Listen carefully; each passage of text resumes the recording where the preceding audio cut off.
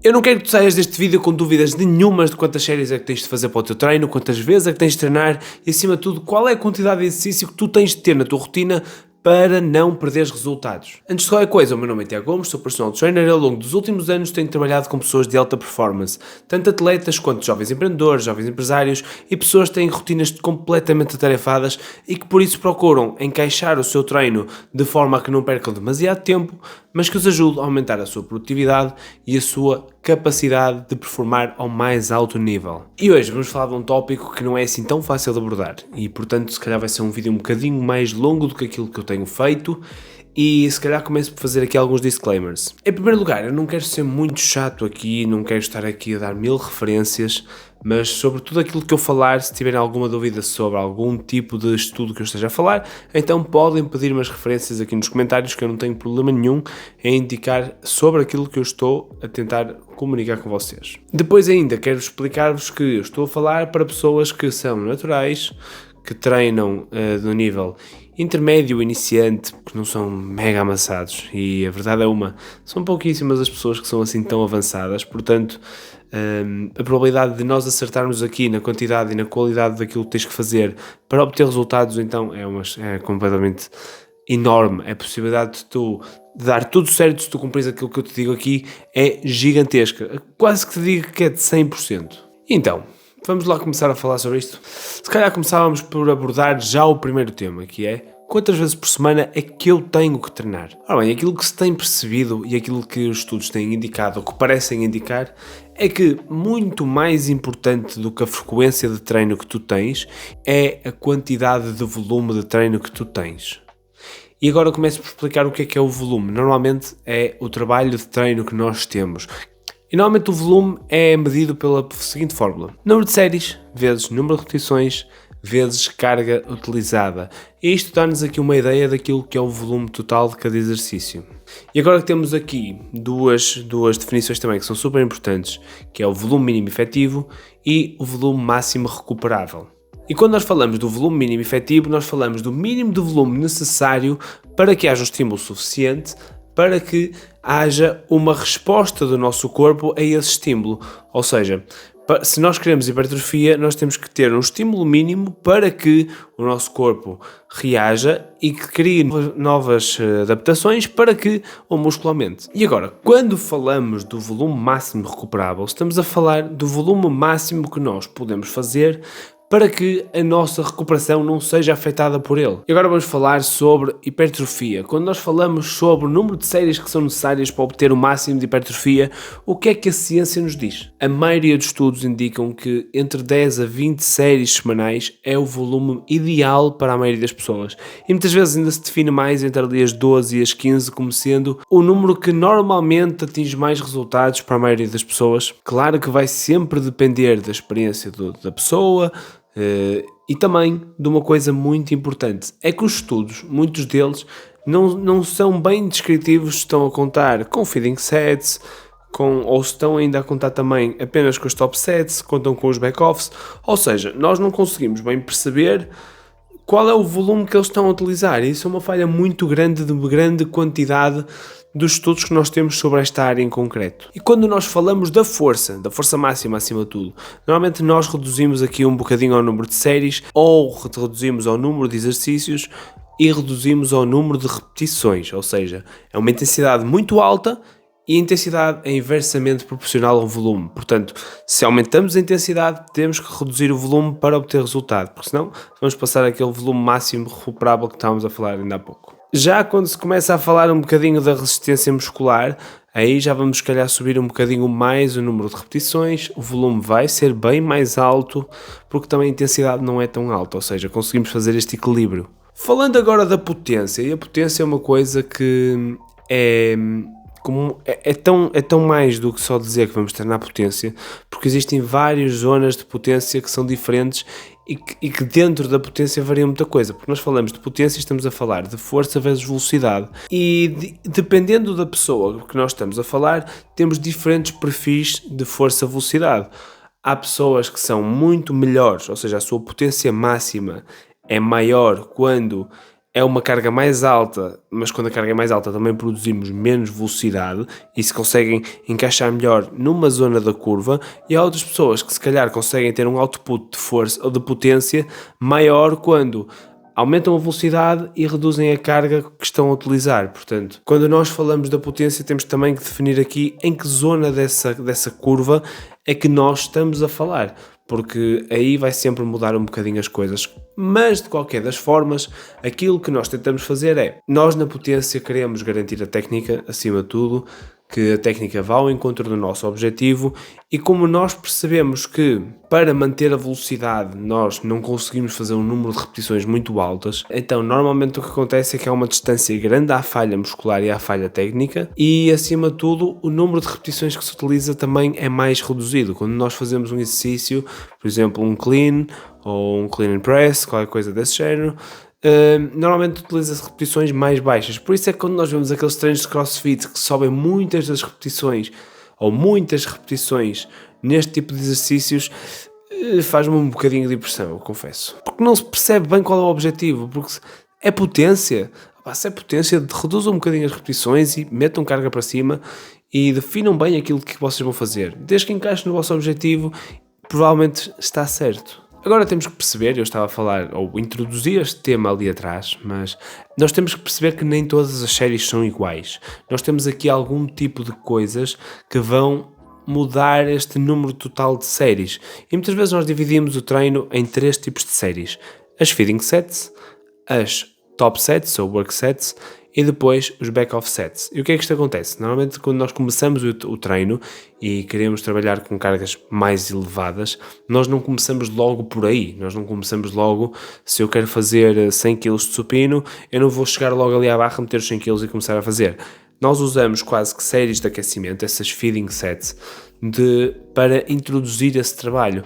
Nós começamos, se calhar, por colocar 60 kg, 20 kg de cada lado na barra e fazemos algumas repetições, ainda com alguma distância à falha, descansamos um bocadinho, colocamos mais alguma carga, se calhar já vamos para os 80 e fazemos mais algumas repetições, mais 5 kg de cada lado para ir aos 90 e a partir daí, se calhar, já vamos introduzir os 100 para começar as top sets ou work sets. E essas top sets ou work sets, como o nome indica, são as séries de trabalho em que essas feeding sets antecedem as top sets, ou seja, são as repetições, são as séries que de facto nós colocamos a carga e muitas vezes são só essas as séries com que nós estamos a contar, especialmente quando fazemos o planeamento. Já depois disso, muitas vezes aquilo que nós fazemos são back-off sets, ou seja, vamos retirando carga outra vez e vamos acrescentando um bocadinho mais de volume com séries com menos carga para, lá está, mais uma vez, acrescentar mais volume ao treino para que, numa próxima vez, tentemos ainda aumentar mais essas top sets. Essas são as séries que de facto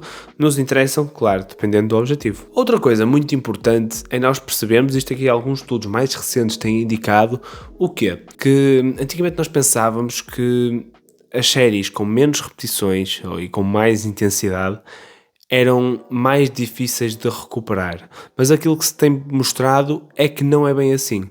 As séries com maior número de repetição, também têm um volume bem maior, normalmente conseguem ou necessitam de mais tempo para se recuperar do que treinos com repetições um bocadinho mais baixas, e isto faz toda a diferença no nosso planeamento total. Além disso, quando nós falamos de séries com maior número de repetições, normalmente para as estruturas tendinosas, para as articulações, têm menor impacto, e as repetições com maior intensidade, menor volume, costumam ter mais impacto para estas estruturas. Mas isso não é necessariamente mau, assim como a recuperação ser um bocadinho mais longa também não é necessariamente mau, desde que encaixe nos nossos objetivos e que encaixe no nosso planeamento, e por isso é que isto aqui tem que ser visto muito mais como uma coisa abrangente do que pensando só naquele treino em específico. Não, temos que olhar para o plano todo, como um todo, para conseguir perceber se de facto as coisas estão bem encaixadas ali ou se não fazem sentido. Assim como os tempos de descanso, é mais um tópico super importante e é um tópico que eu gosto bastante também porque gera aqui sempre alguma... há aqui sempre uma incerteza do que é melhor, se é melhor maiores tempos de descanso, se é melhor menores. Eu acho que foi sendo um bocadinho cíclico ao longo dos tempos. Começou-se por se trabalhar apenas com velocidade, com tempos de descanso baixíssimos, 30 a 45 segundos era aquilo que se utilizava, depois passou-se para tempos de descanso enormes e agora estamos nesta dúvida. O que é que será efetivamente melhor? Que é isto que nos interessa. E aquilo que, pelo menos da investigação que eu conheço das últimas coisas que eu fui procurar acerca deste assunto, aquilo que eu percebi foi que, desde que o volume seja mantido, então o tempo de descanso não é assim tão importante. Se calhar eu, se descansar menos tempo, não vou conseguir utilizar cargas tão elevadas, porque não vou ter tempo para recuperar tanto entre séries, mas se eu fizer mais uma ou duas séries que vá nivelar esse total de volume que eu perdi, então se calhar não vai haver uma diferença assim tão grande no output que eu vou ter do meu treino. E isso é super importante para nós porque nos faz definir se nós precisamos de mais tempo de descanso ou de menos. Porque nós, quando descansamos mais tempo, conseguimos sim, de facto, utilizar mais carga em cada série. Porque eu fiz 100 kg de supino agora, fui quase até à falha. Eu vou precisar de recuperar, porque senão a seguir eu não vou conseguir fazer 100 kg outra vez. Ou vou ter que pelo menos baixar o número de repetições. Ou seja, se eu descansei menos, vou conseguir menos carga em cada série. Ou seja, se calhar vou ter ou menos repetições em cada série, também pode ser este o caso. Ou seja, eu vou ter que fazer mais séries para conseguir bater isto. E agora nós temos que perceber aqui, para o menor tempo possível, onde é que nos encaixamos melhor, ou o que é que faz mais sentido para nós, porque cada caso é um caso, mais uma vez, se calhar pela minha modalidade até pode-me fazer mais sentido querer trabalhar com tempos de descanso mais pequenos, ou pode não fazer sentido nenhum e eu tenho uma modalidade em que tenho tempo de descanso entre ações muito grande e se calhar pela especificidade até vou deixar mais tempo de descanso, estou com tempo livre à vontade e por isso temos que perceber aqui isto. Ainda poderia entrar aqui por muito mais detalhe, poderia falar sobre as repetições de reserva, poderia falar sobre as amplitudes, poderia falar sobre periodização ou planeamento, podemos falar sobre tudo isto, mas ficam temas para outra vez, já ficou aqui muita informação dada e acima de tudo, se vocês são como eu e se são pessoas que têm horários um bocadinho diferentes e que muitas vezes não temos assim tanto tempo disponível ou blocos grandes de tempo disponíveis na agenda em que podemos treinar, então façam isto, que é o que eu gosto de sempre fazer. Eu começo sempre pela dose mínima efetiva, porque eu quero ter o máximo resultado com o mínimo de esforço possível.